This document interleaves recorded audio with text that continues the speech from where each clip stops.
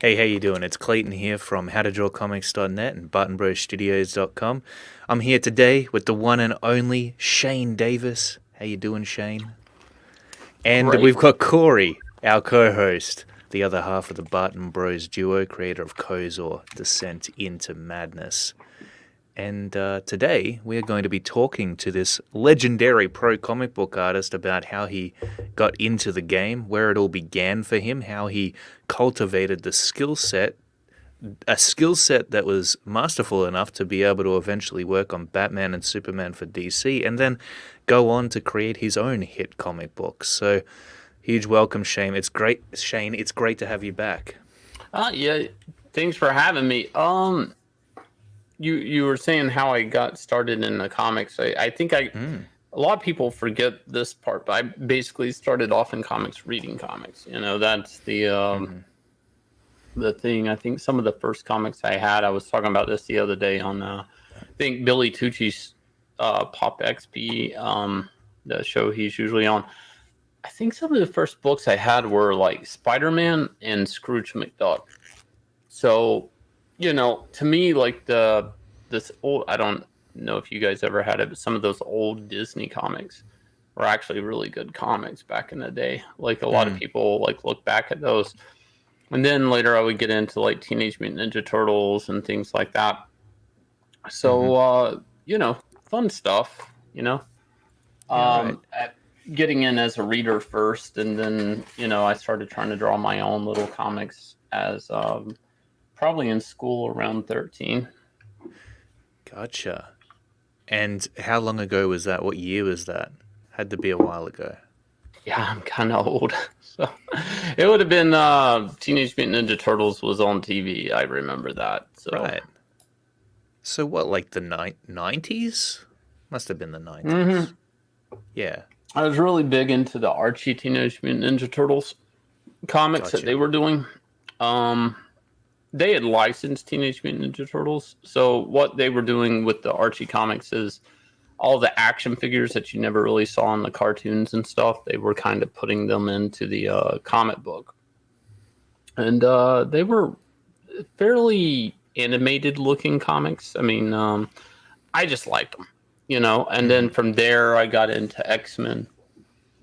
Other kids were like, Awesome. "Oh, what's a mutant?" And then I kind of discovered the X-Men comics, and were the trading. There was a big trading card boom at the time, Mm.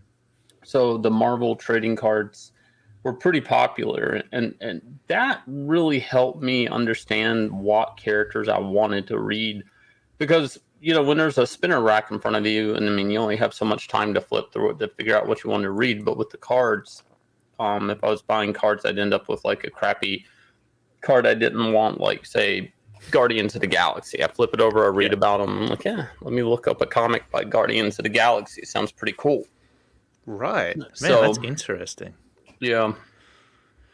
Cool. So you started out with Ninja Turtles, reading the Disney comics, and then the X-Men ultimately.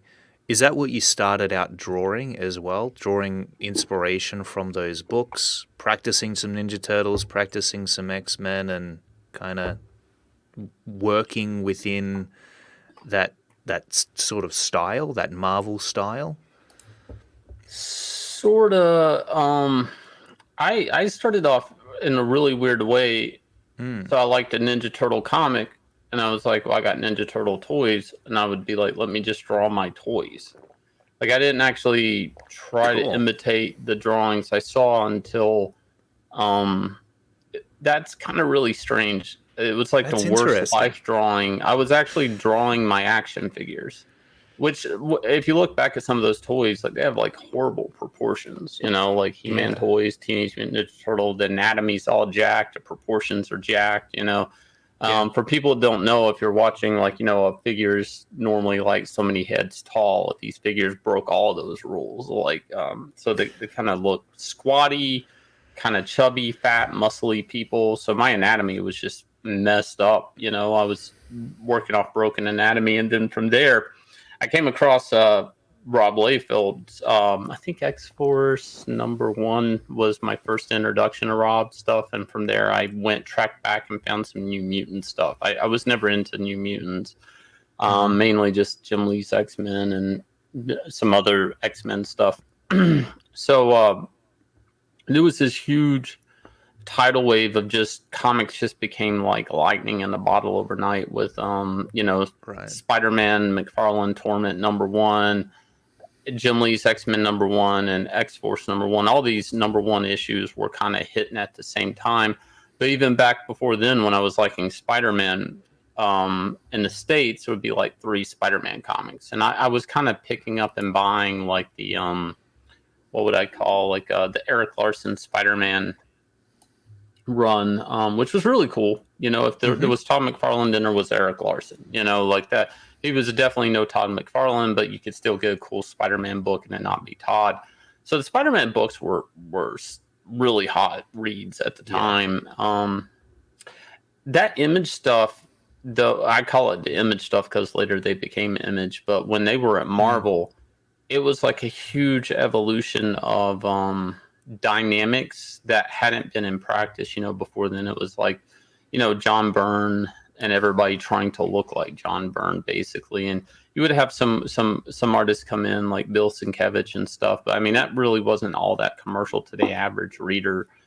Frank Miller again on his Daredevil run, classic, but again that was still fitting into that Neil Adams type Frank, to me, John Byrne type mold.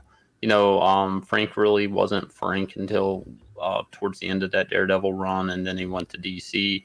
And then, so a lot of the style, there was a lot of house styles that the companies were trying to practice at the time, and that didn't really appeal to me. But when this, what I call the Image guys came along, that was just like the biggest advertisement for comics and why to like comics, was because you could get all these guys at the same time. That was the thing. And of course, like, a week when I'm 3 weeks out a month, I'm waiting on the next Todd McFarlane Spider-Man issue. I'm probably picking up whatever other Web of Spider-Man book that's like some garbage Spider-Man book. But, it really just made me want to buy more Spider-Man books. But that was when I was like, I really like drawing comics. Even as a kid, I'm like, I really like, let me just try to imitate Rob Liefeld if I can. And another artist I was really big into had an X-Men poster. I didn't have his books, but I had an X-Men poster by Art Adams. And from there, I started coming across some Art Adams annuals, X-Men annuals and stuff. And he was an artist that I really liked a lot. Like, which of course, if you look back, you can see, traces of Art Adams and, Rob Liefeld stuff and Todd McFarlane stuff. So he was a big influencer, I think, that not a lot of people give credit to for that era. Yeah, right. Well, for starters, it's very interesting that you began drawing your action figures for practice. I feel like that must have helped cultivate somewhat of an original style in a way. You were more focused maybe on the form, on the pose of the character. No, everything I learned I had to forget. Like, basically I was just learning how to draw profiles and different angles, sure, but why this is funny for people that are watching, you should take life drawing classes at some point in time. So I was kind of doing a very dumb version of that. Of course, I was like a little kid. I'm not going to go draw a naked woman, but still, it was really funny. Like, I should have been looking at photo reference or something and learning to draw from that. I shouldn't have been drawing weird toys. So you wouldn't recommend it then? No. And then I took another bad turn. What is John in the chat? Shane can't run from the taunts forever. Oh, John. Anyways, so I took another wrong turn and I came across a Bern Hogarth book on how to draw. Yeah. A lot of people look up to Bern Hogarth, and over time I came to, it looks very impressive. It looks very impressive at first glance, and there's some knowledgeable things in there, but it is also trash. I probably had to forget half of whatever I picked up from that book. Yeah, right. So then you start to figure out what you like and what you don't like on drawing techniques.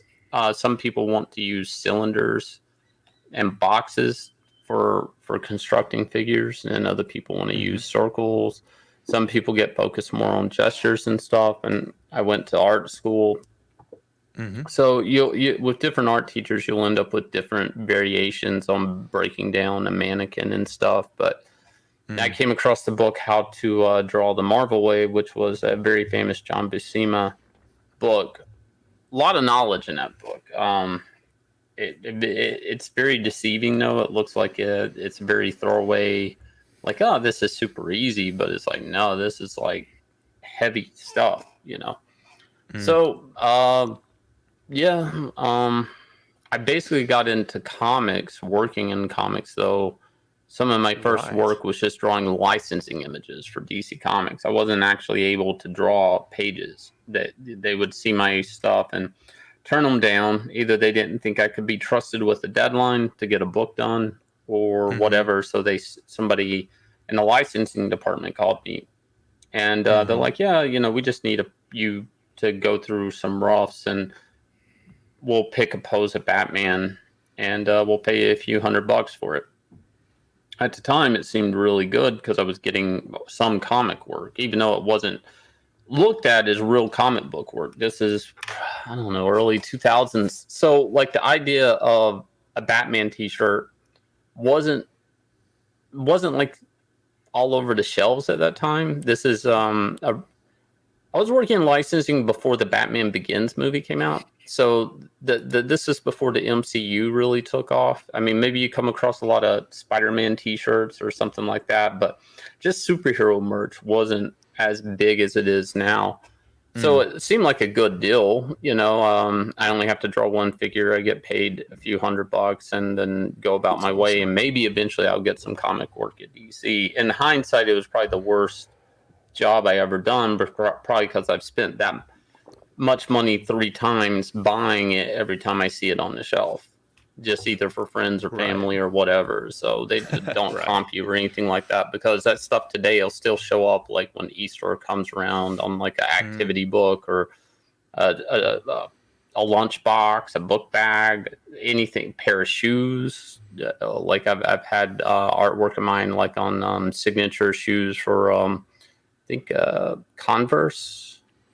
Wow. Stuff like that. But the images I drew were never specifically for that item. They just kind of get warped and cropped and reused and flipped. And, they're just there in the library. And it's like there's no royalties or anything on it. So it's like one of the worst business things I ever did. But from there, eventually, I kind of helped. It got me in at the offices at DC Comics. Because I lived close to them, so I was always going up, and I would drop off some pages. And eventually, I had like a fill-in issue on. No, it was an inventory issue, and then a fill-in issue, and a couple of Batman issues. And Batman was like actually a safe place to put people on because no matter what, it's going to sell. It's Batman. Yeah, right. So they would just put anyone on Batman for fill-ins. Yeah. I got into the industry before the trade market happened. So before the collected editions market happened, you would end up with a fill-in issue maybe 2 times a year on an average monthly title. They would just schedule them in because the artist couldn't keep up. So I would do a fill-in issue, wait about 6 months for it to print. Today, that doesn't happen. When so I would get some single issues, and then eventually it stopped altogether because the graphic novel market happened. And when the graphic novel market happened, they didn't want any fill-in issues. So unless they were going to take a risk and have me draw 6 issues or 5 issues, they weren't going to hire me at all. So it was interesting. I basically just had I went from filling in for people like Doug Monkey or Pete Woods or something like this on with somebody else on Wonder Woman. Can't remember all these guys, filling in on them at DC Comics, to one day like we don't need fill-ins anymore because of graphic novels. Right. Cool. So There was a big gap there that you skipped over, though. How did you get your foot in the door at all? Was that through the Joe Kubert school? Did you went to the Joe Kubert I school, right, literally got to my study? foot through the door, Clayton, putting one foot in front of the other and walking through the physical door. Really? Oh, really? Did you make an appointment first? Yeah. Sometimes I'd wait outside. I would mail in like photocopies, stuff like that. But I Yep. literally went in on foot. I would go ride the train for about an hour and a half one way from New Jersey to New York City, sit around on New York all day hoping to meet with an editor for 10 minutes. Oh, wow. And how many times did you do that before they actually gave What you a did John chance? say? Pull that back up. Yeah, Dog he's book, taunting probably you, not, but dog and godlike, yeah. John's going to do a dog book. Right. I'm going to work a wolf into Inglourious Rex. Watch. Ah, I see. I see what's going on here. Well, you've got a bit of a feud going with John at the moment, don't you? A bit of a competition, some friendly competition. Let's quickly explain what's going on there for the crowd, the people who don't know what this this back and forth between you two is about. Dog-like, the perfect spinoff. I'm going to put a pre-launch up for Dog-like.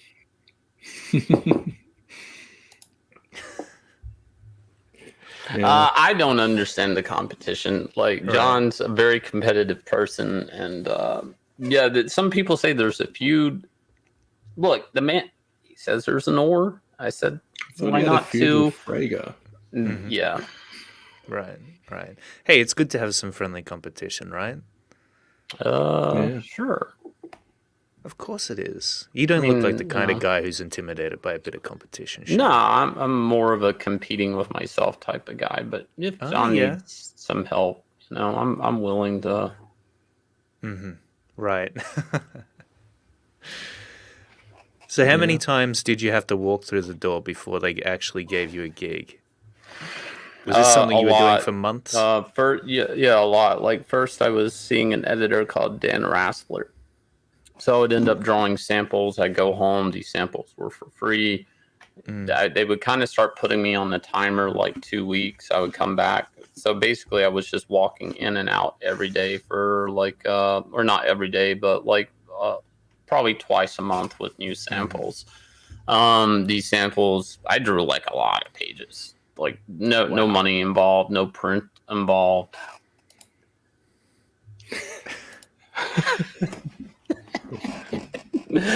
Oh my god, that's great.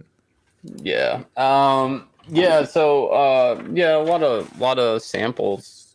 I think one of the first printing things I ever got was a pinup in a image book at the time. Yeah, right. That was for free, and that was probably the first time I was printed. I mean, there was more of that too. Like, I think I did like a short story in a book called Noble Causes, an image for Jay Faber. And again, it was kind of free, but it got me in print, and just getting printed was kind of like an insurance to editors, but still like that kind of led to me getting licensing artwork, which was interesting. That was good enough to draw a Batman t-shirt, but not a Batman comic. That is very interesting. Yeah. Yeah. Did you get a bit bummed out about that when they said, hey, you can draw for our t-shirts, but you can't draw for the comic book itself? Well, like a lot of, at the time, which you have to understand, I don't think meritocracy really was in full force in comics at the time, especially getting hired. And I was young. So it was kind of looked at like, you're 20-something years old. Like, I'm going to hand you a deadline, and I'm just going to trust that you're going to turn it in. And, like, there was a bit of an age discrimination that I would meet deadlines because of how young I was. And I think nobody wasn't necessarily telling me that you can't draw comic pages, you should go draw a t-shirt. But it did seem like my age would come up a lot. I was probably like 22. Okay. So Man, it just seemed like it interesting. was a bit of a issue. Yeah, I can relate with that because when I finished my university course, I studied video games, funnily enough. I was into Hmm. the concept art side of things, the visual aspects of video games. I graduated and ended up getting into teaching within the same course, within those subjects that I enjoyed doing. And I was only, man, like 20, 21 at the time, something like that, really young. And Mm. all of the other teachers there were much older, especially our coordinator, who would have been in his 50s. And so when we would have to go in for a meeting, and I was sitting around the table with all of these other older, more experienced people, I felt like I totally did not belong there. I was like, how the hell did this happen? What am I doing here?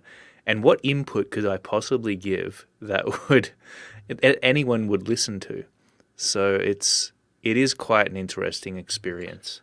Well, let me sum it up on their perspective. They have a book that's been pre-ordered 3 months ahead. Comic retailers or fans have ordered this book, and they were shipping monthly.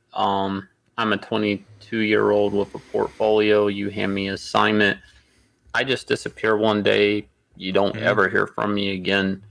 Yeah, yeah. you never paid me up front.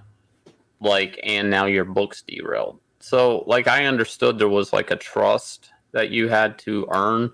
It really Mm, seemed at the time just being printed and because one day I remember I went to Marvel and I think I was talking to Mike Martz and Mike Rates. They were the X-Men editors, and I handed them a book, that a physically printed book, and they're like, "Oh, this is really good to see you in print." And I'm like, "Well, what do you mean? Like, you saw these pages in black and white a month ago?" And he's like, "Yeah, but now actually seeing you physically printed, knowing that you got the work done, and actually seeing it printed, it makes a difference." He just one of them mm, just up and said that, and I was like, wow, this is like literally like beating your head against the wall, like trying to get into comics. That's used to how hard it was. It wasn't even the quality of the mm, work, it was your dependability. And it was like, but if you don't hire me, how am I ever going to show that I can get a book done on time? mm. That's where drawing the sample pages got really weird, where they would start putting me on timers. Oh, okay. Like, yeah, like not like literally be back next week with the sample Yep. script, drawn, so that got really dicey financially because I'm not getting paid, but I have to do this free work in a X amount of Mm, time, and they're awkwardly asking me to do it. I don't have to do it, but I'm asking for yeah. work, and they're like, "Well, you need to draw more pages. Here, take the script. Be back next week." Yep. They know you want it, and they're like, "Well, we can palm it off to this guy. He's got to prove himself anyway because he doesn't have any previous experience. And Let's all see of if he this can is reach the probably like, deadlines." yeah, all of this is probably like arcane method of getting into comics too. You have to understand there Mm, was no social media. There was yeah. no AOL dial up, so at this point in time, one of the things that would get said a lot is like, once you get printed, it's easy. Getting printed's the hard part. That was just something that everybody trying to get in comics would say to one another, Mm, because nobody would see your artwork unless you were printed, unless you're mailing off Xeroxes. So today it's different. There's the internet. I think it's a lot easier mm, today in the sense that you are able to get your artwork out there and seen. And also, I think it's had a negative reaction on the comic book industry. So oh, okay. somebody could put artwork up and it gets like, I don't know, 1 million likes on Instagram. All of a sudden, the comic book editor thinks that's going to sell books, and it necessarily doesn't. You know, um, Right. so that again, Cal Arts type thing. Got away from meritocracy. I guess I look back and I remember those being trying times, but I almost feel like having those type of gatekeepers, or that Mm, gatekeeping into having meritocracy, proving that you can get something done on time, that your mm, portfolio was good enough. All of those things really help safeguard the integrity of the American comic book industry for a time. mm, And I almost think getting rid of that gatekeeping actually destroyed the American comic book industry and allowed like a lot of SJW editors and from there SJW types diversity check boxes, they get the job that like, you know, those rules that I had to abide by getting into comics don't exist today. Yeah. Yeah, that's really To be fair, interesting. Shane was overweight, so easy to think he could be slow, lazy, eating all editor snacks, if not carefully botched. I wasn't fat then. I was skinny then. I got fat once I started getting comic work. Because then I would just sit and draw for like 12, 14 hours. I didn't do anything physical. So, John, I was skinny when I was looking for work. I got fat when I got the work, John. That's when the weight came in. When you started getting those paychecks. Not just paychecks, having to literally sit at your table at 12 hours. Like, I had so much back pain because I wasn't fast. That's the thing. I just had to put the time in, the physical time to get the page done, but meet my deadline. So a lot of my deadlines were crunch time anyways, because I was getting fill-in issues from people that already fucked up the deadline. So a lot of lack of sleep, eating fast food, and just sitting in one place and not doing anything physically active. Hey, you look like you're in great shape now, though. Well, that's a little gay, Corey, but thanks. Or Clayton. I'm sorry, Clayton. Not you, Corey. It's Clayton. okay. We'd be confused between one another. What just happened? I think another man can give another man a compliment. Well, that was interesting. After I got working in comics, I started putting on weight. I was still around Joe Kubert a lot, and I would go in and see him, and he just looked at me and frowned, and I'm like, what? And he's like, I got something on my face. He's like, no, you're getting fat. And he's like, you have to. He warned me. He literally gave me shit. He said, you're getting fat. Whoa. He goes, it's a thing that'll happen to comic artists. You'll eventually just sit there working all the time and you never do anything physical and you'll get obese and you'll start working slower. And he gave me a shit talking saying that you need to go to the YMCA. You know, he told me next town over there's a great YMCA. They have a pool, they have this, and you know, and I'm like, I won't get my work done if I'm off at the gym. You know, I didn't say that to him, but that's what I was thinking. And I didn't listen to him. And eventually 210 turned into 240. 240 turned to 260. And 260 became 285, getting ready to be 290. And then I started going to the gym. And what I found is I was getting a lot of back problems getting that heavy and sitting at my table for so long drawing. Oh, wow. But what I found is I would actually draw faster from being active. Like I would think better. And again, Joe told me this, but I thought he was just amazing, full of bullshit. Well, it makes sense when you think about it.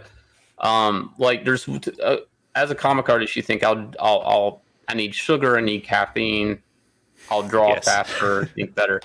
But the reality is, it's just having blood circulation and endorphins and things like that, clearing your head, will probably help you not erase and redraw the same thing over and over again.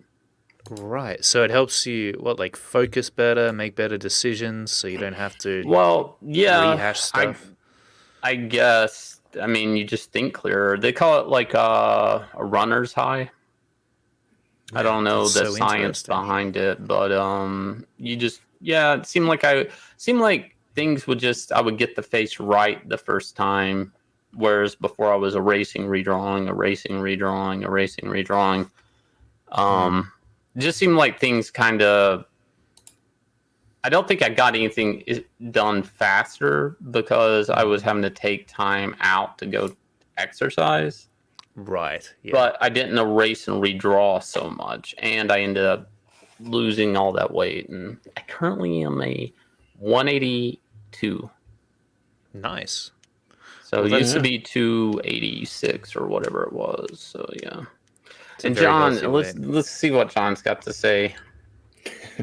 To be fair, Shane was skinny, so easy to think he was likely on meth / coke and stealing the fat editor's girlfriends. What? Meth wasn't a thing back then, John. It wasn't. We're talking way back when. Maybe coke, but not meth. Man, I'm going to take some advice from you. Like, I've been this whole lockdown that we've been experiencing here has made me quite complacent as far as health is concerned, and I think that when all the good things or so many good things in life are taken away, you start filling it in with, like junk food and treats of a different nature that help to fill the gap that has been left. And so that's not a good combination being a comic book artist. So I'm heading down your path, Well, which means I've got to break out of it, do some push-ups or something, do some squats. Well, that was the thing with Joe. Is Joe lifted weights? Like, I mean, he wasn't like big or anything, but he stayed active and stayed strong. Everybody knows he had like this super strong handshake. Whoever shook his hand, like it'd break your hand. But I mean, he stayed physically fit his whole time, and I do think it's important. I say it because he told me, and then I blew up. I didn't listen to him. I ended up blowing up, and so I had to lose the weight he warned me about putting on. And to me, I still say it's sound advice. Don't get fat. Absolutely. Because, I mean, a comic artist, it's not healthy to sit in a chair hunched over a table that many hours a day and not stretch your back or anything like that. You can end up with so many physical problems, back problems later in life, bad posture, everything else. I guess it catches up with you as well. Even if you can pull it off in your 20s, that's not going to last very long. Yeah. Into your 30s and 40s.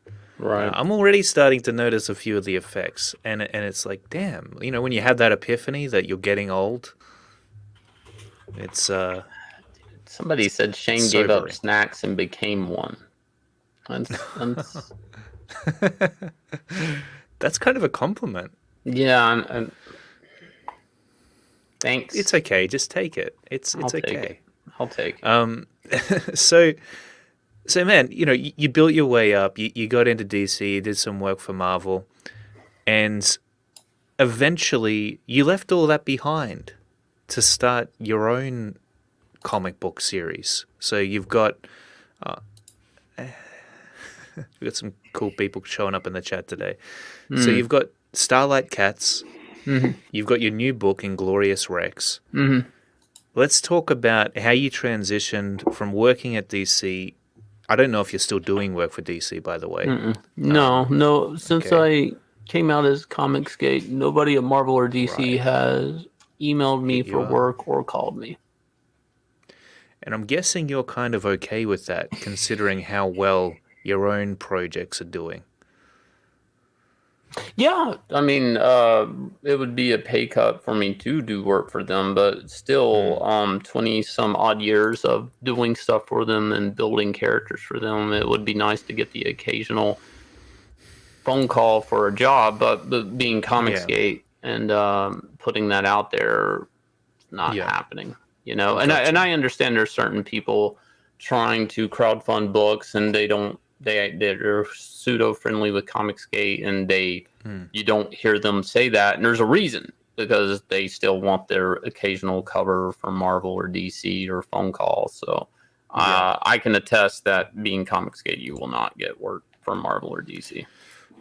Yeah, it seems to be the sacrifice that you make if you decide to join Comicsgate and the wonderful group of creators that have sort of banded together to do their own thing, to create comic books. But what you were talking about, I'm just now doing my creator-owned book. That's not true. I did my own creator-owned book through Image.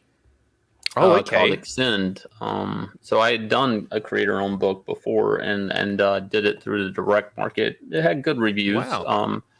The problem is with the direct market and Image and things like that is there's so many middlemen. Mm-hmm. Like there's the comic shops that want their cut, but there's also Diamond who wants their cut, and then there's Image Comics that want their cut. Right. That you really have to sell gangbusters to make anything. And when I went in, it became super SJW. Saga was a really big thing, even though I kind of like Saga it was really a big SJW crowd. So when I got announced my project Extend, I had SJW women attacking it right away, saying, why is Image hiring this type of 90s artwork, and why are they hiring a white male to have a character that's a such white bullshit. male? I got attacked with that right away, and that was probably Wow. my first interaction with SJWs, is being attacked with for you have to understand this about this situation with Extend is I was living off my savings. Like, nobody paid me to do that book. Like, you know, I was doing it on my own, basically for free. Whatever people bought is what I could put in my pocket after everybody's cut. So when SJWs were like, fuck you for being able to make this book, it's like, for what, making my own comic? Like, or just being granted the permission it's published by Image, you know?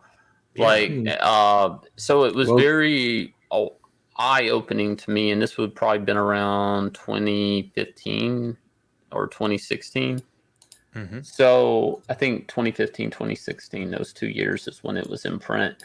And it was just like, I guess that's the big wave of SJW Landwells taking over the comic industry. And that they were publicly verbal about it. It was, you know, no...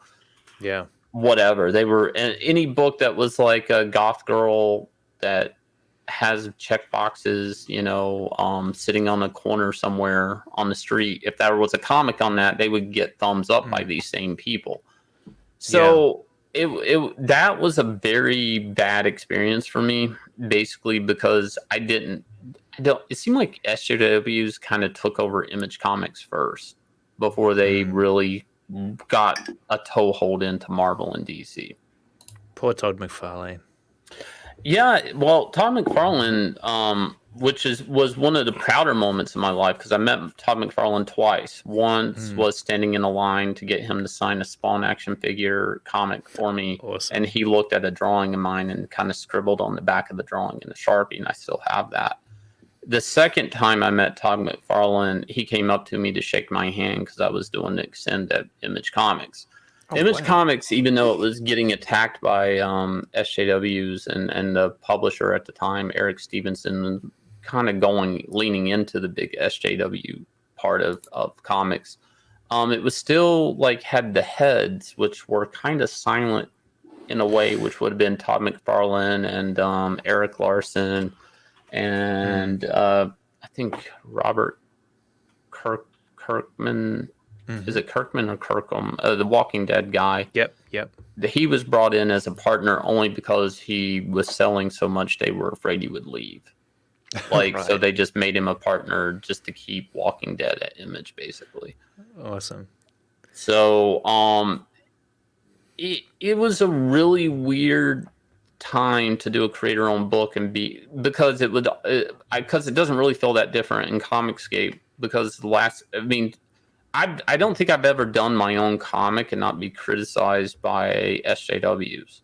Like and that criticism of being a white straight male, and I'm like, I remember one of the interactions, I'm like, well, where's representation? Where's this? And I'm like, I actually have one of the characters is Hispanic and gay, and they're like, well, you're white, you're not supposed to be able to write and draw a gay Hispanic male. And I'm like, who made these rules up?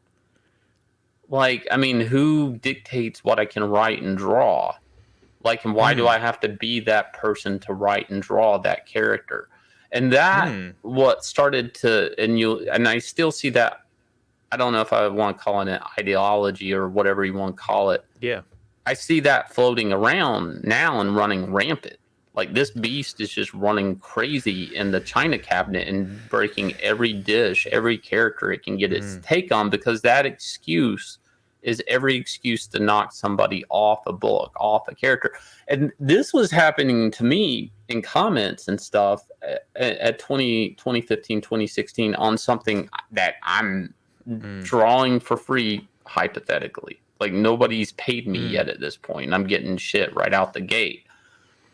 So none of this seems new to me, like in that sense, you know. I think when you work for Marvel and DC, there's a little bit of a buffer there between the publisher and the creators.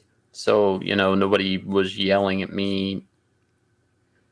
Well, this is interesting. I became somebody in my family got cancer after I did that book, and I was a caregiver for like 3 years. So I really wasn't, when Comicsgate was going on, Ethan had reached out to me, and I was like, no, I really can't, because we had been friends within the industry. I was like, I can't right now because of all this going on. The only thing I was doing there for years was like maybe a one shot here or there at DC, and I would do covers for Deathstroke like twice a month. And I was afraid to really get on any type of regular book because of, if something took a turn for the worse, maybe I would just mess the deadline up. And at the time, DC, after I was done with Extend, they were wanting me to be part of Rebirth. And Ethan even mentioned it at one time before he got outed from DC.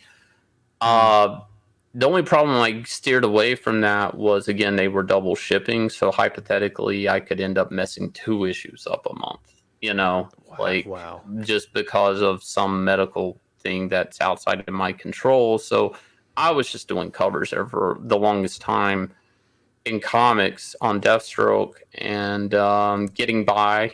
And I would do a one shot here or there at DC, and then things stabilized a little bit. And the publisher of DC Comics was like, yeah, why don't you work on the monthly with me? And that was an interesting situation on Metalman, because who was asking me was the publisher of DC Comics, and it's one of those like you can't say no situations. Gotcha. Yep. So, yeah, and then from there I was like, I felt like the industry at that point was like a lost cause, being in it and seeing how things were working and getting around the comics and seeing how things were navigating. I remember there was a female writer, which I actually kind of liked some of their work, and I was talking to them in the green room. They were working on a female character, and I was like, yeah, you should really try to work on Batman. And she looked at me like, what are you talking about? And I'm like, well, don't get stereotyped just writing female characters. And everybody just stopped in the whole green room, and kind of like you could hear forks drop. And she looked at me, and she was like, well, I think it's the right time for me as a woman to write a woman character. And I'm like, I just think like you don't want to get stereotyped as only writing female characters. If you want to write Batman one day, I got stuck drawing Superman for a long time, and I had a hard time with people accepting me drawing other characters other than Superman.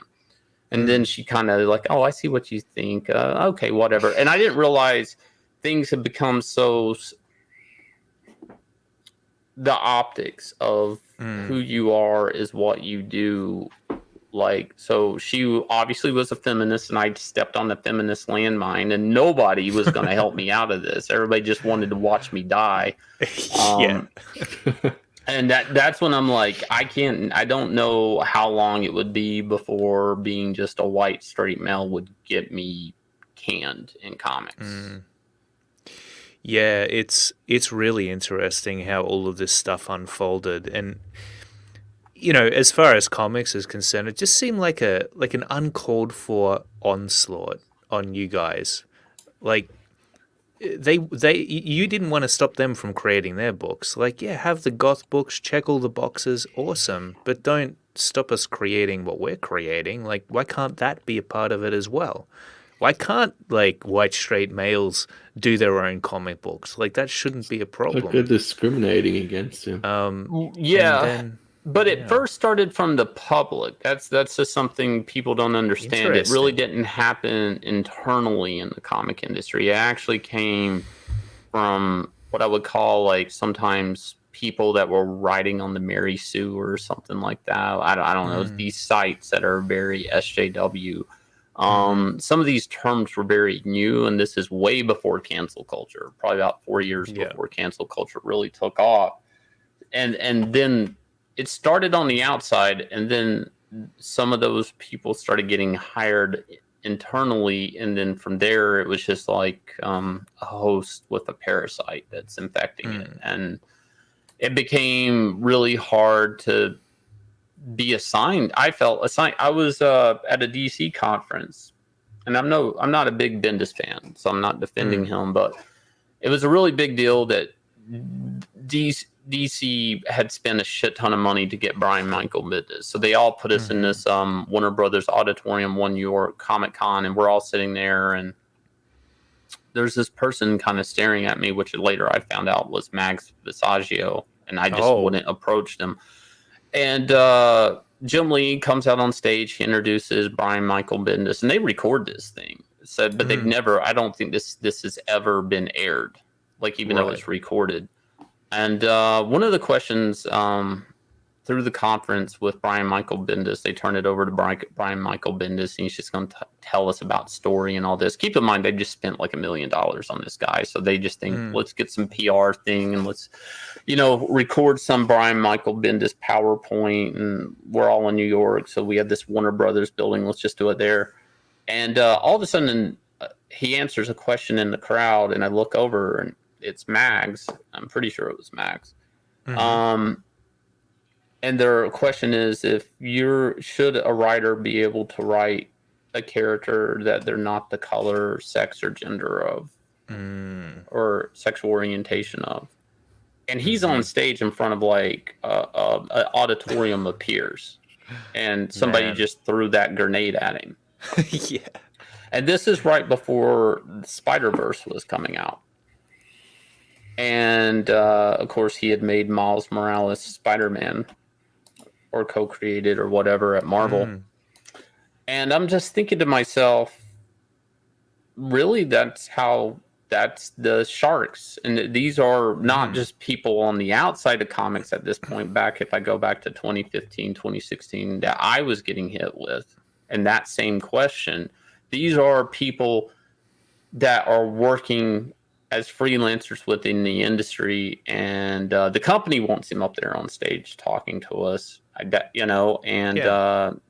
these people are publicly trying to execute him in front of all editorial staff. That was brutal. Whether I like him or not, I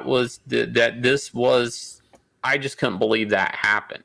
And I'm just a penciler at this time. I'm not writing and drawing anything at DC. They just somehow, I was put on the list to go to this thing. Again, I'm no big fan of Brian Michael Bendis, but his answer was, and I still believe this to be true, even back before he said it, I believe it to be true. If you're only creating what you are, then you're just staring in the mirror. And like basically his comics would be like a 40-some-year-old short, fat, white guy. And that would be the only comic he could write, would be his age, his body weight, his position in life, whatever. And like at some point as a writer and a creator or artist, you are supposed and you are expected to see and imagine things and characters that are not you.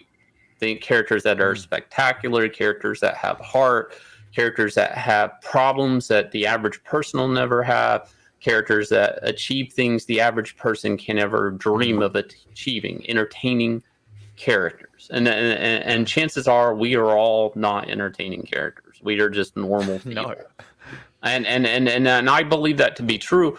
But see, this is a weaponized tactic that is happening in the American. Well, it did. It's not.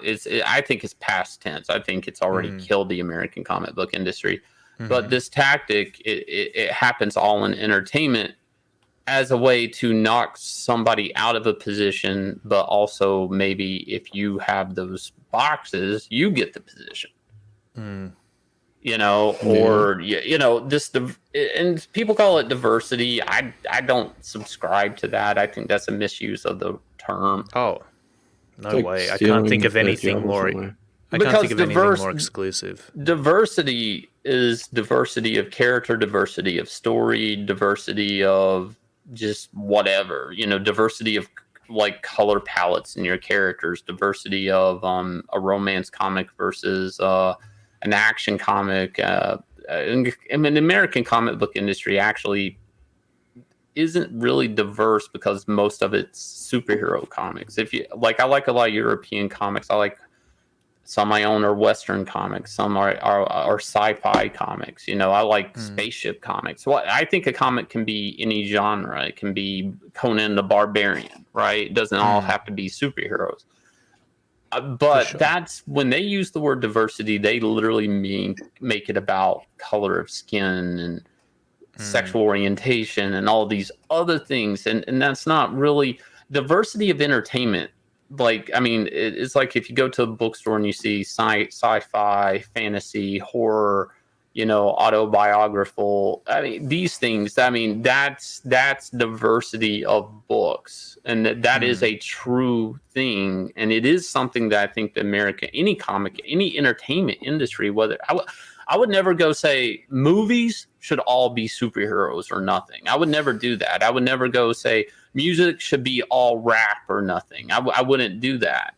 But for but diversity of selection of entertainment is one thing, and that's a real diversity that should be approached. But they changed the word diversity, and whenever you hear it now, it actually means diversity of pinch to skin of the person working on it. And that's wrong, because entertainment shouldn't be about the person working on it. It should be about the product and how entertaining that product is. And this is some problem that's really happening, where people are inserting themselves onto the art form, where it's almost like any art form, it's more about the person on it, not what the person's producing. And this will only drive entertainment and sales in any market down to the ground, because, again, going back to when I got into comics, it's becoming less about the meritocracy. But it's not even the meritocracy. It's more about the integrity of the product that's presented, which is, we're all away from that. I don't know, but anyway. Oh, dude, when I read Superman, I want to read about Superman. I want to read the character of Superman. I don't want to read about you, whoever is writing it. Oh, you got to read about Lois Lane now, man. That's called being an unimaginative and untalented writer. A good writer should be able to take themselves outside, put themselves into the character, like method acting. Like, put yourself into the character's boots and imagine what it would be like to be them and write from that perspective. I think that there's nothing that is less diverse and more exclusive than only allowing black people to draw black people, or white people to draw white people. That's absolutely racist, to be honest. Yeah, not from you, racist. But if somebody says, and I'm going to go back, this kind of tells how old I am, but I'm not going to name the artist, but there was what would it in the 90s? There was a black artist that would only get called whenever they were going to do a Bishop miniseries, Bishop from X-Men. And the artist was actually insulted by that. He was like, well, why are you only hiring me when you roll out a miniseries on a black character? But today, that's actually kind of what people are saying is the norm. And that's actually a racist thing to do. I mean, and I ended up with this conversation. This has been 2015, 2016. It was again on a Facebook group or something about my image book. And it really kicked in all this SJW. Well, you shouldn't be writing. Well, one, Image shouldn't be printing a book that's a white straight male comic. That you're the problem. They were really flinging that around. And then this book even getting greenlit is the problem. And then at the same time, I had said, well, I'm actually, one of the characters is female and one of the characters is Hispanic and gay. And they're like, well, you're not allowed to do that. And I ended up with a black creator in there, Chris Cross, kind of talking about this. Me and him don't get along so much anymore. But the guy turned in, well, why isn't there more Hispanics making Hispanic superheroes for me? And the conversation turned into, well, probably because a Hispanic guy just wants to draw Batman. And Chris Cross even had to admit, who was African American, he's like, that's probably true. Yeah. Because nobody's real. They're really, artists are really just wanting to draw their favorite superhero characters. They're not really worried about representation. And it's interesting because most SJW stuff actually starts from writers predominantly. And it being a writer-driven market really opened this wound up for disinfection. Like it wasn't, for the last 10 years or more, it hasn't been an artist-driven market. The more they've leaned into it being a writer-driven market, it just opened up the possibility for more type of weird, crazy ideology to be injected into the comic market, because the writer market was just a perfect conduit for it. Because artists, for the most part, really just, you work your ass off thinking one day maybe I'll get to draw an awesome Spider-Man spread. Maybe one day I'll get to draw Batman punching Joker. I mean, that's the shit that we, as simple as that is, it makes us sound like we're just simple idiots. But that's the thing. We're like, dude, if I can, they go, what do you want to do one day? It's like, well, of course I want to work on Batman. But the real thing, I just want to draw Batman punching the shit out of Joker. Totally. You know, or fighting Killer Croc or something like that. It's that juvenile. And there's something pure in that. There's something very pure in those ambitions. And somebody's going to say, oh, but story and this. And yes, story's important. But the fact that our interest is that pure to the character, that we just want that coolest Spider-Man double page Todd McFarlane swinging above the city, is what would have kept the comic industry afloat, was what would have kept the comic industry at least safeguarded against this bullshit. And here's the thing. People are going to say, well, how do you end up here? I think about it every day I wake up. And the truth of it is, and I've said it before on my channel, is I love comics, and I am not going to stop making comics because people want to kill the comic industry. And if this works, it works, and I get to use whatever techniques I learned from, like going to art school or being around Joe Kubert or whatever, you know, any information I feel like I've learned through trial and error of my own working in comics. If I can just draw one more comic and still execute those techniques, then that's worth it to me. If I can still give somebody an entertaining comic, and I can just... Because at this point, people are like, oh, we're at war. We're not at war with Batman. Some corporation owns Batman. Batman's, they sold his ass down the river. That thing's gone. Forget about it. Forget about that boat. Right now, we're trying to safeguard and protect an art medium, an art form. And this is a multi-layered problem. Like, the comic industry really came on and tricked everybody that we're publishers, we're gatekeepers, we own an art medium. They don't. This is the internet. Like going, and I've lived through it. Like, I used to, I had to go on foot, make photocopies at Kinko's, shrink things down 65%, clip it together, put my information on it, and hope an editor somewhere sees it, gives a fuck enough to give me a job that will pay me shit, just for the world to see my artwork. Today we have the internet.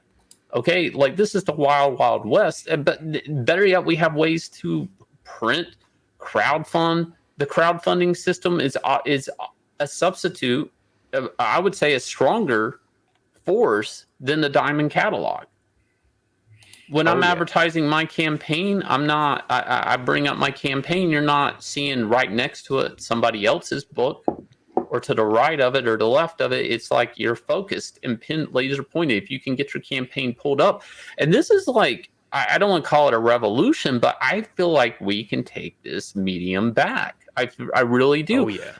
And people aren't going to like what I'm about to say here, but it's again, I feel it's going to go to people that tell stories, and it's going to go to artists that draw their heart out on the page, that put the book up first, and that can get the book done. Now, you know, for me, I'm writing my stuff. I've written before, and I'm writing now, and I am so, I feel like abused by the comic industry, and I'm really afraid for people to come in and fuck up what I'm working on. And there was something Joe Kubert said to me once. I said the other day when we had a tribute on Graham Nolan's channel, and it sticks with me to this day. I don't think he said it a lot because they had never heard it and they had all been around him. But something he said to me, he was like, "It's bad enough you have to accept your own mistakes. Don't accept somebody else's."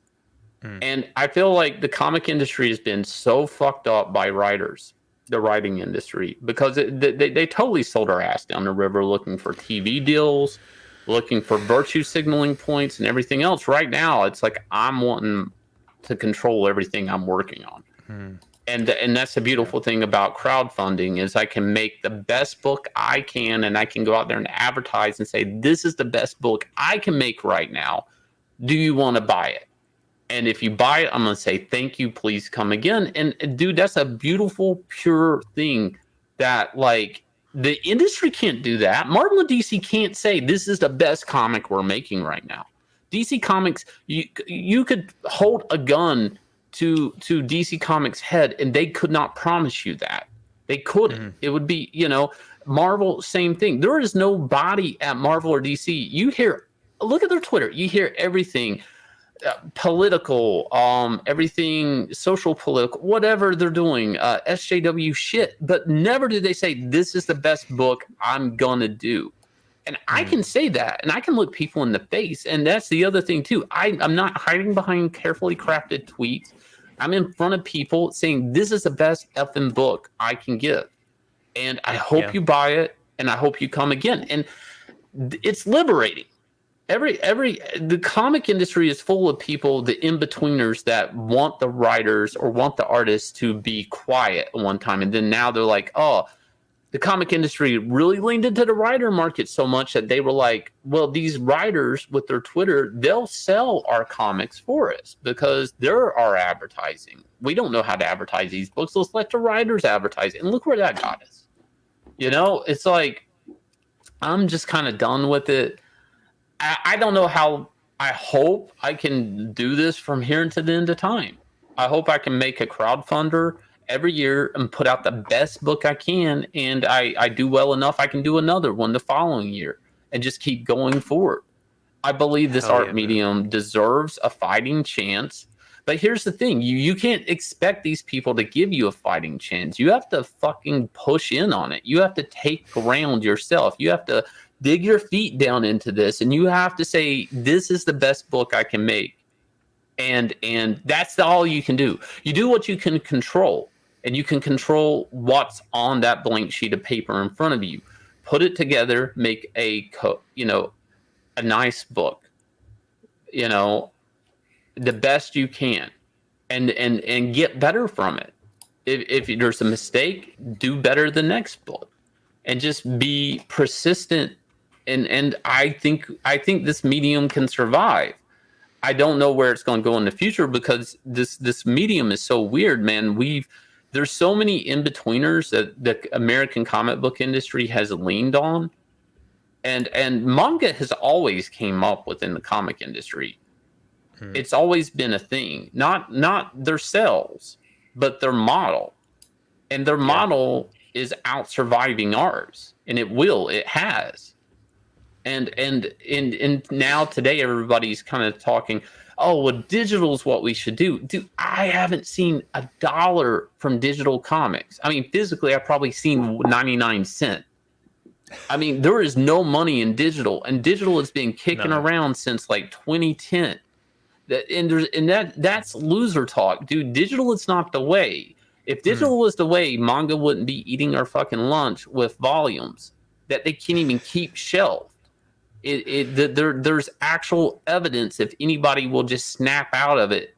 But see, this is the thing. There's people in the American comic book industry that rather than say they've done things wrong, it's easier to say comics is just dead.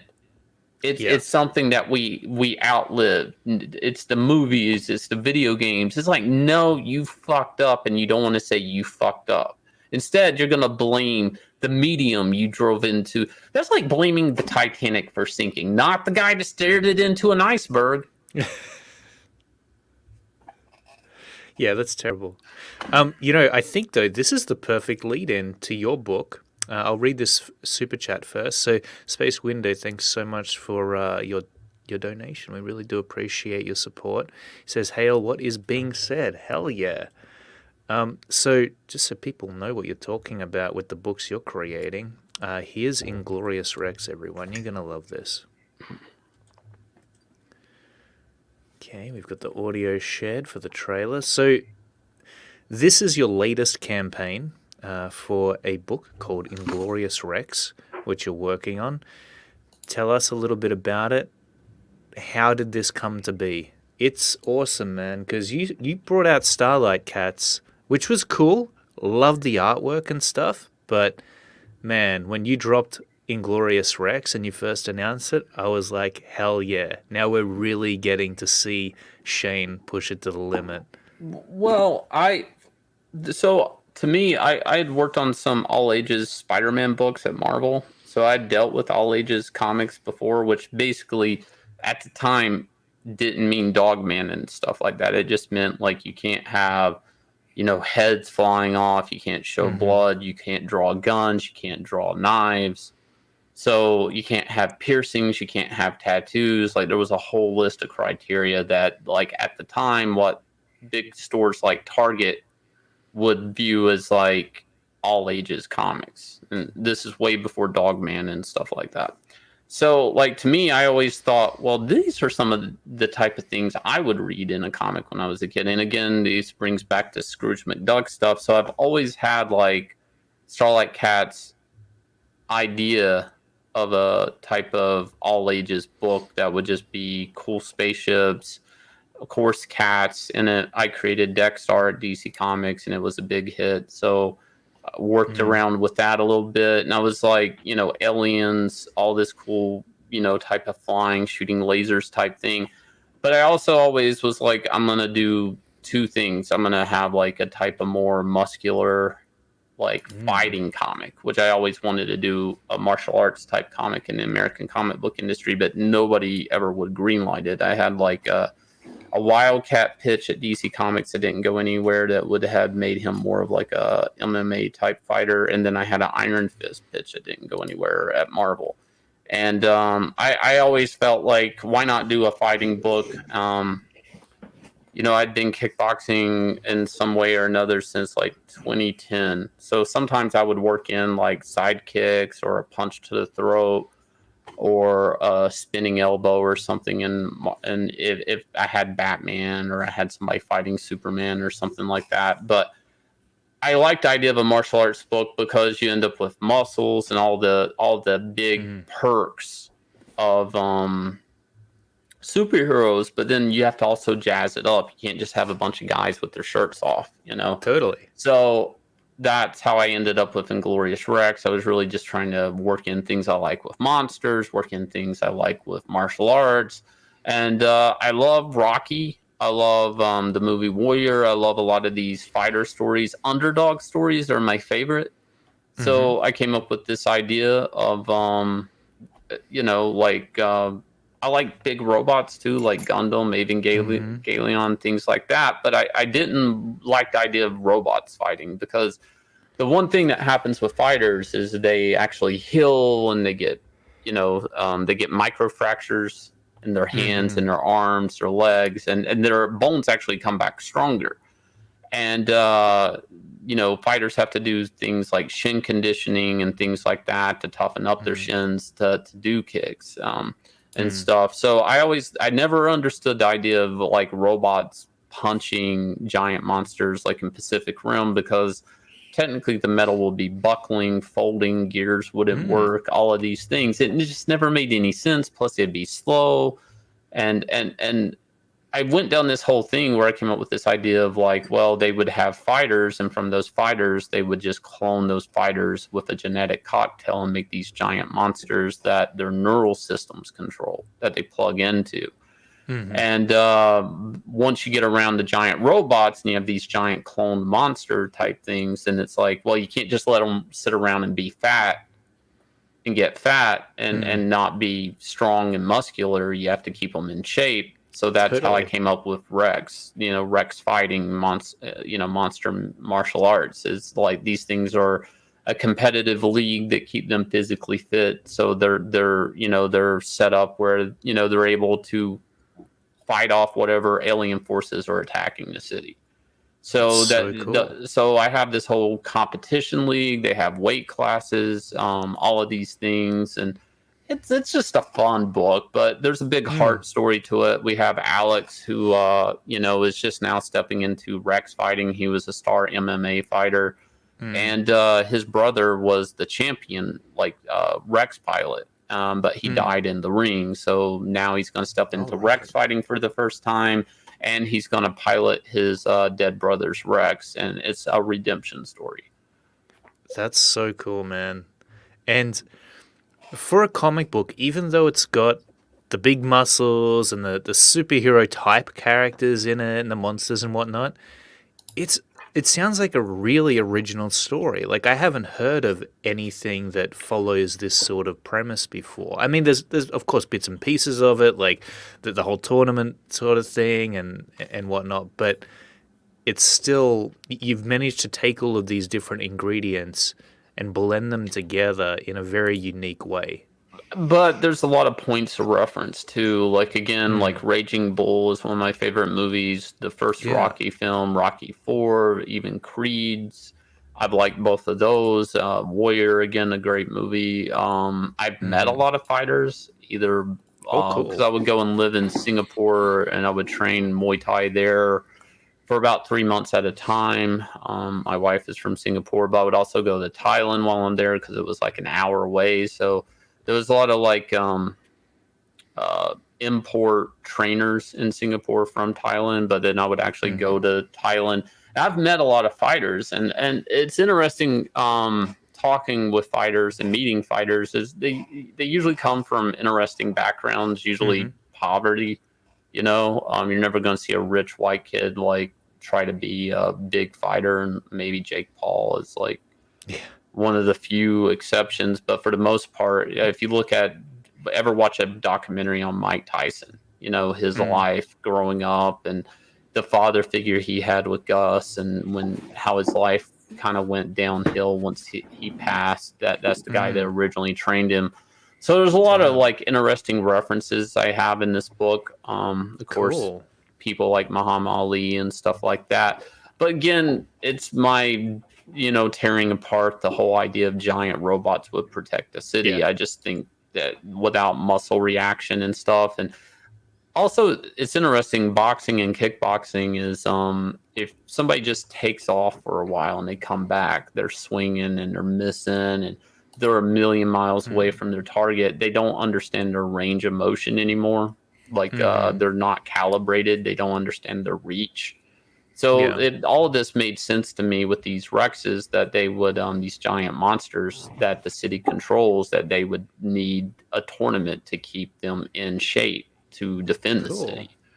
So it's like once I started really pulling apart why I don't think Gundams would work, I just tripped into this whole world, That's how this story came about, huh? Well, yeah, but there's movies like Kickboxer and Bloodsport that I loved in the 90s. Nice. Where you end up with these martial arts tournaments or things, and the characters set off on a path of revenge, and they end up in that situation, so a little bit of that in there. I mean, This is obviously just a cocktail of things I like. Love it, man. Yes, Andino. What's that, Andino? I think it is. It's his avatar. Dude, I love it. But you know what I love most about this book, Shane, is the freaking artwork. Like, I mean, obviously your line art is always incredible. I don't know who you got coloring this thing, though, but it looks freaking amazing. Before Jason Wright, we've worked together before at DC for a couple of years. Wow. So we're kind of like a well-oiled machine. You're a power team, that's for sure. Look at this. Yeah. Just absolutely gorgeous. This is no joke. Like, one of the best looking comic books I've seen in crowdfunding, in Comicsgate. It's beautiful, man. Can you say that louder for John Malin? Hey, John's books are good too, but this is definitely a standout. Like, I just want this as a freaking poster. Can I get it as a poster in this campaign? I want to hang it on my wall. I think we're doing the black and white as a stretch goal. Somebody asked for that after they saw the black and white because how much I rendered. There's a lot of modeling in there I did with like the shadow on his face and the big bad Rex in the background there, like all of that kind of got covered up.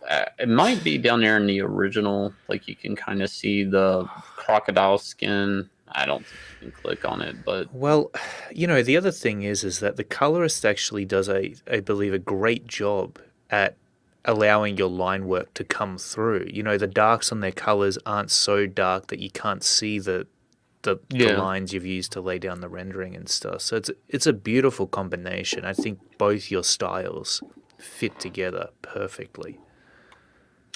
Yeah, I oftentimes I try not to over detail. I have this weird thing where I pick sections, like especially with the Rex's leathery skin, where I pick sections where I kind of, I guess, noodle a little bit more than others.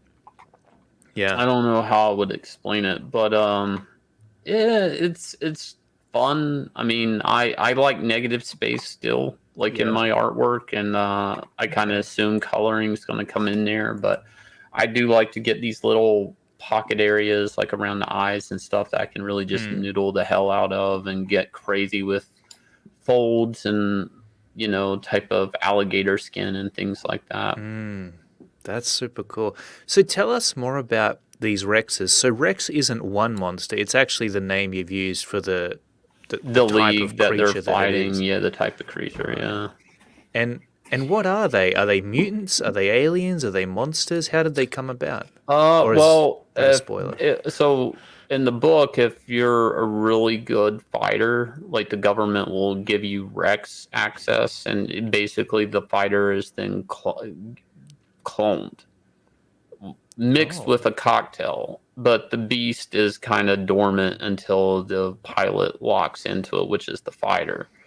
So, and then from there, it's about the Rex Tournament League, you know, trying to be, you know, the champion of your weight class or whatever. And if you are the champion, if you're like holding the belt, or holding the crown for your weight class and stuff, whenever the city's attacked by giant monsters and kaiju, then you are the defender of the city. Like there's a tournament then, and we're doing that in book 2. Book 1 is really just about Alex becoming a Rex fighter, and from there we'll deal with more about defending the city and stuff like that. That'll be cool, man. So there's going to be a second installment to Inglourious Rex. Is that what I'm hearing? Yeah, which will deal with more about defending the city. Right now, it's just about the league and getting in the league. And this is a character, Anatomic. She's Alex's love interest, but she's also kind of like a star Rex fighter. Like she has her own Rex, which I think I've shown before on stream. I don't know if I pull it up. I don't know if I have easy access to it on this computer, but anyway, so she's kind of like the Ronda Rousey, and he's just coming into the league, so he's more of her arm candy. Like she's kind of like a star female Rex fighter, and there's a past that I'll talk about with them in the book, but it just puts a strain on their relationship because now he's becoming a Rex fighter. Technically, they could be competitors one day, so it's a bit of an issue. Right, a little bit of conflict, a little bit of tension there, which is wonderful for love interests in comic books. Yeah, this is really awesome stuff. By the way, there's a link to this in the description below. Check it out, everyone, if only to look at the beautiful artwork in the campaign itself. And if that sells you, which I have no doubt it will, hit that back button. I'm guessing the exclusive cover, this one, it was only available for a limited time, right? Can people still get that or no? We were wanting to do 12 hours and then 12 where it would randomly drop. So I'm randomly dropping it for another 12 hours. I think we have like 9 hours left right now. So you have to follow me around on streams. And I know that sounds weird, but I'm probably going to be dropping it at the close of my 30 for sure. That's the easiest way. If not, you kind of just have to follow me around on streams, and from there, maybe I drop it, maybe I don't. Sweet. I usually am on Ethan's on Mondays. I've dropped it there a few times, but I wouldn't count on me. I don't know if I'll continue dropping it there. I may drop it on when I do a live stream, but I will guarantee that it will get dropped on my 30-day into 30 days. So if there's a closeout stream on the 30, it'll be there if you haven't gotten it. Right. So you can get it right now. No. Oh, okay. Yep, gotcha. Yeah, That's okay. I'll drop it on the closeout for sure. Right.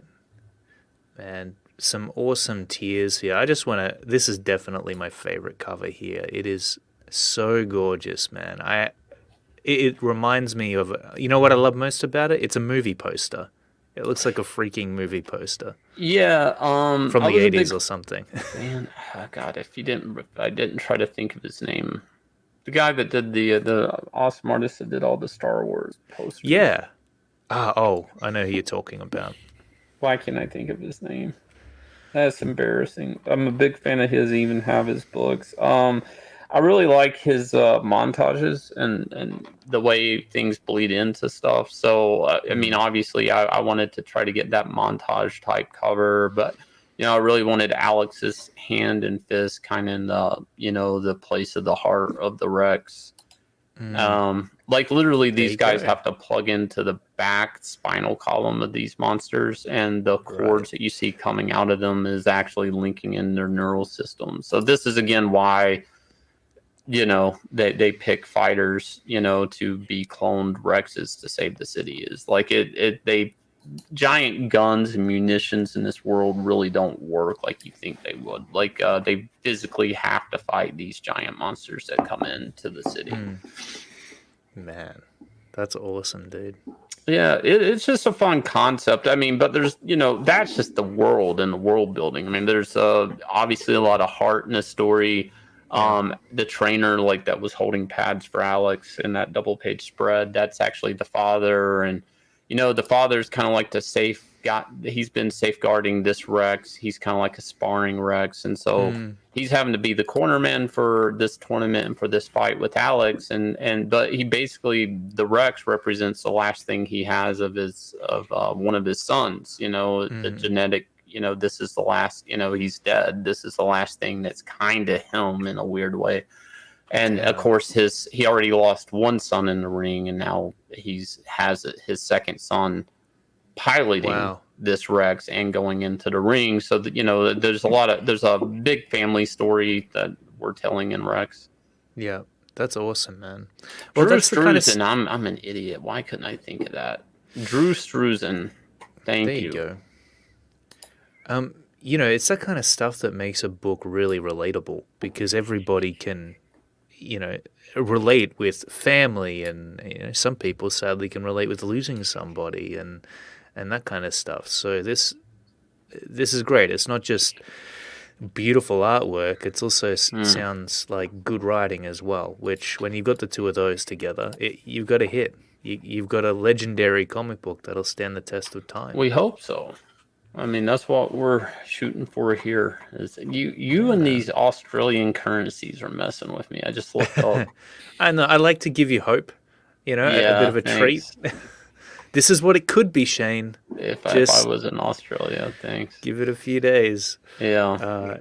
I mean, it probably will be that in a few days, though, because this has been gaining a lot of traction since it launched. You got 11 days left. We're less than, I was looking at U.S. currency. So first off, right now, we're 1,683 backers. The backer count on Starlight Cats, which was a pretty sizable campaign, was 1,700 backers. So we're trying to defeat that number right now, and we're less than, what would that be? That'd be 17 backers away from passing Starlight Cats, and that will also, we are less than $200 away from hitting $170,000 US. So, we got two landmarks coming up, 11 days left on the clock. I'm excited. Yeah, man. We have a lot of stuff in stretch goals. If we can hit, which I'm people were mad that I didn't have more stretch goals listed, so I went ahead and I maybe put them. I don't know if I put them up to 300,000. We actually had a lot of complaints that our stretch goals.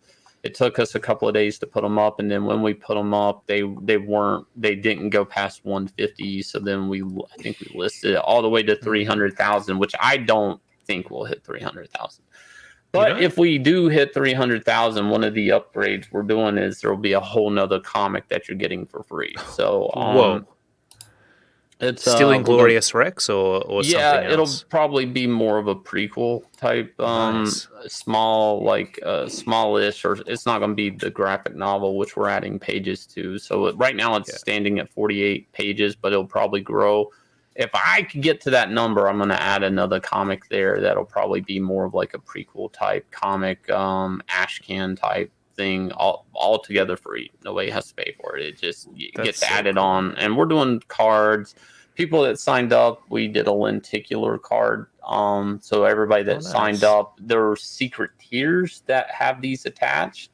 So you know, everything's going good with the campaign. I mean, we hit the numbers. We do. I don't like really putting. That's one thing I'm really weird about with crowdfunding is putting up these stretch goals, because I think like they look like they're assuming. To me, I mean, I would have not put up past 200, but people were complaining. Like they really were like, "Where's all these stretch goals?" And so we just put them up to 300,000. But look, assumption's only a bad thing if you don't reach it.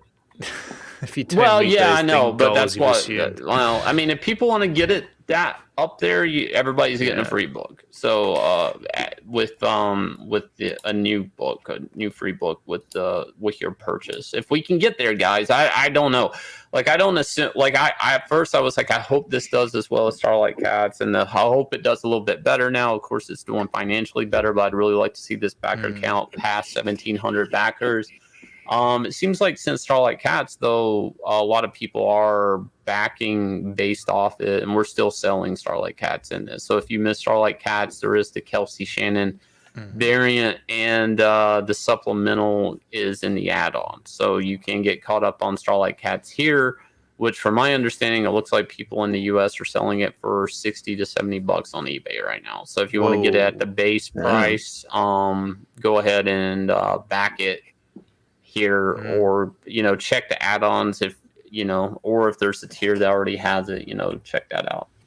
Yeah, that's the thing. It's funny because in the 90s there was this whole like, let's collect comic books because we can sell them later on and we'll get rich from it. Now, I would never necessarily imply that that's what's happening here, but I will say that all of these books, even EVSs, are very, very limited print runs. Right. They're extremely rare, and who knows the height to which Inglourious Rex is going to get to, or Cyberfrog. Yeah, these are already getting big, but who knows where they will go in the future. And to actually own a copy of these with such a limited print run, I mean, that's a collector's item right there. But even more than that, what I wanted to say is when you've got a book like Inglourious Rex that looks this good, if you read comics at all, it's just cool to have something like this in your collection. Like, you might not know who Shane is, you might not be involved with Comicsgate in any way, you might not even read that many comic books, but if you enjoy them occasionally and you want something that looks cool, that you can flip through once in a while or maybe show your friends, this is it, man. This is the kind of stuff that, creators like Shane are putting out. And that's the main thing with Inglourious Rex is I was like, what's gonna look cool on paper? That now let me build a story around that, So every Rex that we come across in the book is very unique. They can be like electric, they can be reptilian, they can look like a werewolf, like giant monkey, whatever I feel like drawing. I mean, so like if I feel like this page needs a little bit more flair and this guy's fighting this guy, I just make up a whole different Rex, with different colors, whatever. So and all the fighters, I wanted to keep some really sleek biosuit because for their neural system jacking in to and all that. So it's funny, like character design and stuff, it's whatever I can dream up. I mean, that's the thing, and that's what's great about these independent comics from people in Comicsgate. And you guys, you have a blank sheet of paper. The hard part is what can you get out of that blank sheet of paper? That's also the fun part. Really, if it's fun to draw, chances are it's fun to look at. You know, if it's fun to look at, chances are somebody's going to want to buy it. So, it's man. very, very simple, basic strategies here when designing characters and drawing pages, they should be fun to look at. It's a visual medium, man. Yep. And if you make something that looks like this, listen, I know that there's the whole, like, you can raise a certain amount of money, get a certain amount of money for making a comic book, and that's awesome. But if you really put the time into coming up with something special, it'll be treasured by those who supported it forever. They're always going to look back at that. They'll know that they're a part of its creation. They supported it. They got behind it. But even more than that, to actually own something like this, a gem, and that's really how you could describe it. It's a gem. It's a wonderful feeling, and it's a great time to be not only creating comics but freaking collecting comics. I think that's so overlooked. Like, there's never been a better time to start collecting comic books like this. These are issue number ones. Yeah. And they're unique, man. I didn't understand it at the time, but, being there and seeing, like, Todd McFarlane's Torment, Spider-Man #1, like, on the shelf as a floppy, and then that feeling of having to wait, for the next issue, like, all of that, like, I mean, I look back at it and I'm amazed that I was in that time of buying comics, that I got to experience that. And I think some people, I mean, I guess at the time I didn't appreciate it. Like, I always thought cool comics were going to exist. I didn't know I was just like, I was looking at a renaissance in comics. I didn't understand that at the time. I was just thinking, like, well, why aren't all comics this cool? Like, and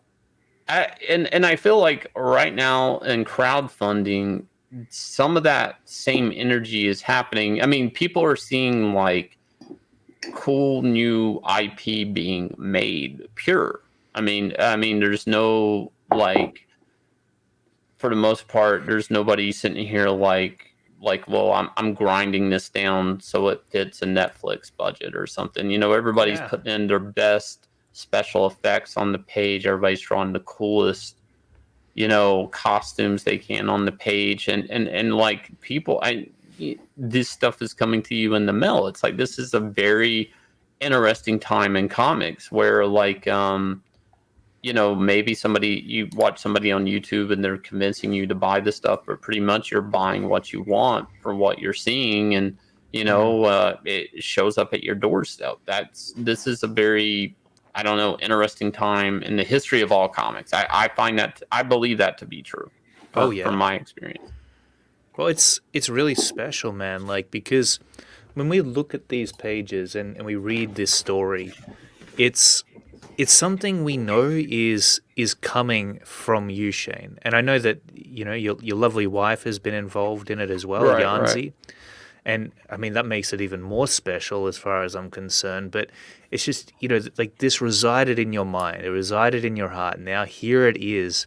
It's going to come to us as a comic book. And there's something really cool about that. Getting to see what was inside in your head as a comic book, untarnished by the would-be overlords that might have had more control over what it is you create. And, it's not only the creation of it, but the packaging of it, the sending out of it. You're involved every step of the way. And that's beautiful, man, for your audience. Well, right now, used to, they would say, like, a comic at DC was going to ship because it was being voted by committee. Like, it was going through an integration of editors and committee of editors on doing anything cool. Like, so sometimes some of the best comics in the American comic book industry, again, going back to what I call those guys that went off to make Image, I mean, they were just empowered by it being an artist market. But generally, good comic runs in the American comic book industry came from, like, Daredevil and Frank Miller, where the book was at cancellation. So somebody just said, do whatever with it, and they gave the power to the creator. So Alan Moore on Swamp Thing is another good example, So these type of comics can't be a corporate ran, committee voted thing, because there'd be somebody like, yeah, it's cool, but what if? the character wondered about their sexuality more in this book? What if this character, appealed to this hashtag and demographic that we see trending on Twitter right now? And we're not making that. And I'm not saying that there's not a time and place for that. It's just not in the fucking book I'm working on. So, and that's what I can do. And I'm purely making a fun beat 'em up comic with a lot of heart. That's it. I mean, it's that simple. And now it's all these cool like suits and powers and complicated relationships working into this. Absolutely. But at the basic of this, it's a cool monster beat 'em up book. I want that cool. I want that flair in there. But I do absolutely want characters with trials and tribulations, with heart, with with problems, the obstacles they have to overcome. I want beginning, middle, resolutions. I want to lead you into the next book, and I want to sell you another comic. I mean, that's the other thing too in this is I can't undersell that enough. I want to sell you this comic and another one right after. So my intention on this is to give you the best comic experience when you read Inglourious Rex, and I want another campaign live, and you can't wait to get the next one. I mean, that's where I'm at. That's awesome, man. Yeah, I mean, there's that old saying, keep it simple, stupid, right? And I think that when it comes to comic books, probably even movies as well. Yeah, some movies you want to think about it. You watch a David Lynch movie, you want to try to sit there and think about what the real meaning of it is. But most people want to switch off for a while and just experience something cool. So, sometimes shallow comic books are the best comic books, right? It doesn't have to have some crazy underlying philosophical meaning to it. Well, in part of my career, I did work with Legendary, a film company at one time for about 3 years. And what I come to dealing with them, and I learned, which I kind of knew this before working with them, but actually seeing it hit you like a bucket of cold water, is they really pull things to a point of extinction. They want everybody's input and every demographic, and how did this poll with this age group, and how did women feel? And they want a big. They basically started trying to make these big blockbuster movies where everybody in the family would like it, and they were trying to find this one movie that the whole family would love. And what that eventually does to a story is it compromises it. Like when I'm watching a Rocky film, or I'm watching The Warrior with Tom Hardy, or I don't know, Pacific Rim, what Godzilla. I don't really care if my wife likes Godzilla. Like I'm not going to a Godzilla film just so my wife likes it. But those type of things, and we even see that now, they start trying to throw in these human characters, like one of the first Godzilla films in that franchise, it was all about this soldier and his wife trying to come together. And it's like, I just want to see the monster tear shit up. Like I really didn't want this type of. I don't care about this female character over here. Why would I care about this mom over here with reigniting with her husband when it's like it's monsters, But to talking about that, this polling and trying to make a comic for everyone, it's the same thing. And I've seen before SJWs. This is something that plagued the American comic book industry, is them trying to make something that would almost appeal to make everybody happy. And again, bringing up Starlight Cats, this is where I disagree with that. I'm like, I want an all ages book. This is my all ages book. I want like a cool testosterone muscle driving book with boobs and ass in it. This is Inglourious Rex. Like I don't. So now, if somebody's fortunate enough and you can make that perfect story that does please everybody, then great. I find that to be like a Hercules feat. Like I find that as a writer to be super hard, and almost to the point you have to ask yourself, well, yeah. Like I think of Spider-Man as that character. Like everybody likes Spider-Man, but not everybody likes Captain America, and not everybody likes Thor, and not everybody likes the Incredible Hulk. I remember when I was working at Marvel, I was doing the all ages stuff. They asked me to do some covers for a Hulk book. And I was like, okay, cool. I get to draw a Hulk. First Hulk cover, they were like, yeah, it's cool. And then they come back with notes and they're like, the other 3, he can't look angry. I'm like, what?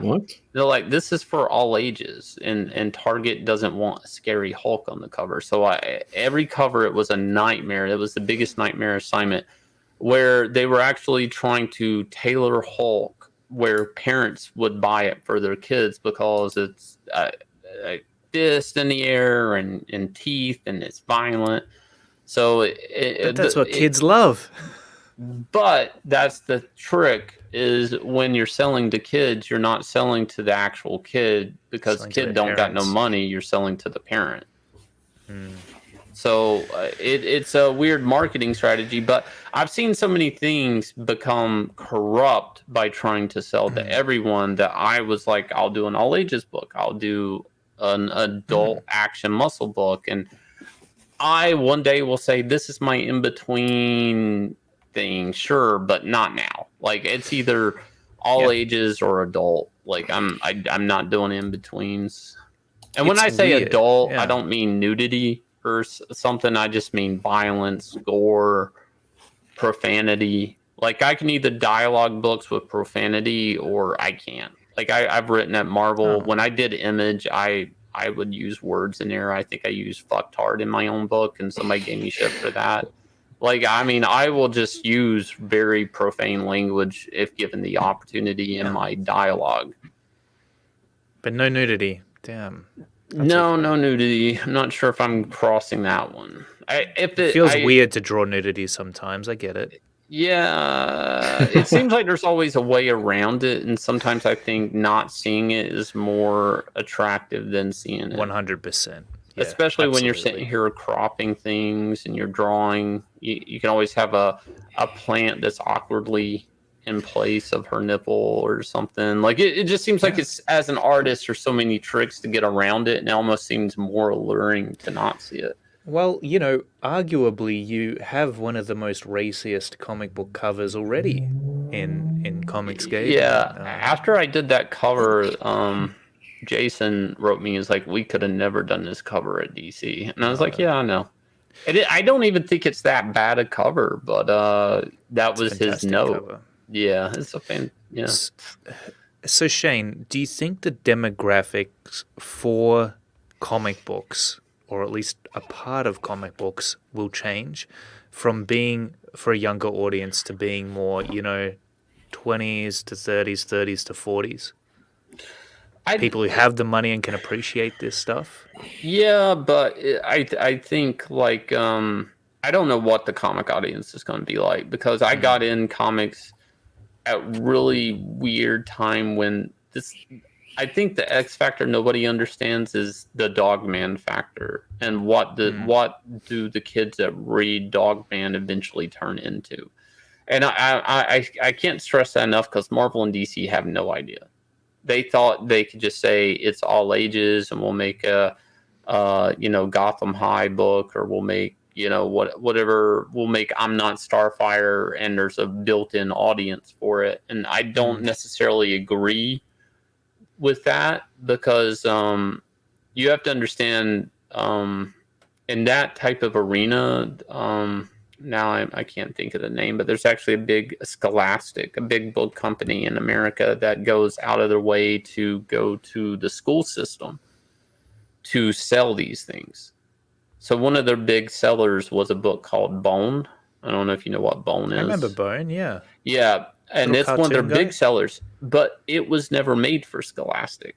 It was the independent book that the creator made, that sold in a direct market, and that people liked, and it stayed in print. And then he did a deal with Scholastic, and now all these kids know it. What I'm saying is, like, they're basically naming a medium, but these comics were made before, and they actually fit into it. It's just like, I wonder if it won't matter, though. That's what's weird, is Marvel and DC isn't going to have cool comics for these kids to read. That's the problem, is they're moving away from making cool comics. that when that demographic that they're trying to chase with like I'm Not Starfire, what those people aren't going to come into the American comic book industry really into the local comic shop because there won't be anything there of interest for them as they age up. So I feel like there's this and probably YouTube, and I think it's determined artists and writers that are willing to make the best books they can, and hopefully we catch them. I guess I don't know. Like, I wish I had an answer, but like I feel like with everything I've seen in my time in comics, seeing the graphic novels come about, and that market come around, and then eventually now singles don't sell, and now graphic novels don't sell. Like that's the thing. Like it's like at one point in time, singles were selling, and we had graphic novels selling too at the same time, and now neither one of them selling. So I believe this art medium can exist, and I think it can thrive, and I believe in it.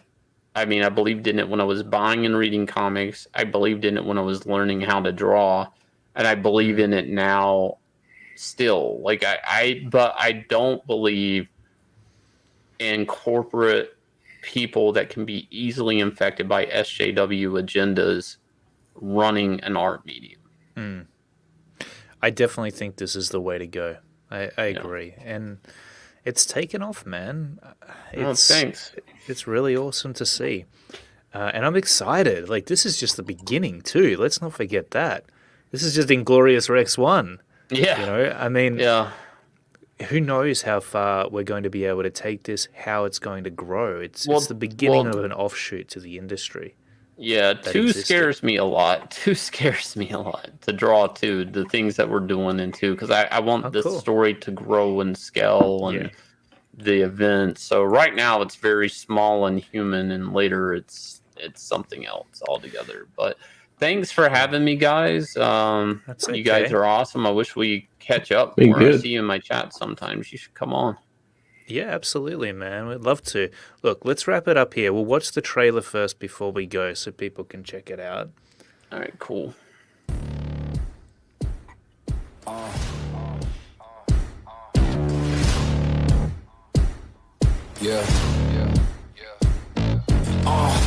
Pardon me and my tone. You can't step to my throne. They ain't working like me. I did this on my own.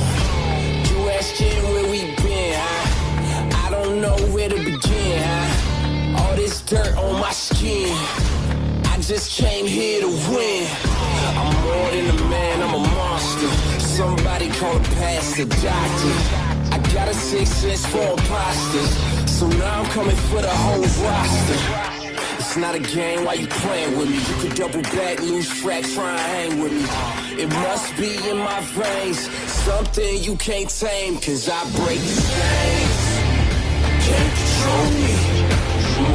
I got the power, I got the keys, cause I break the chains.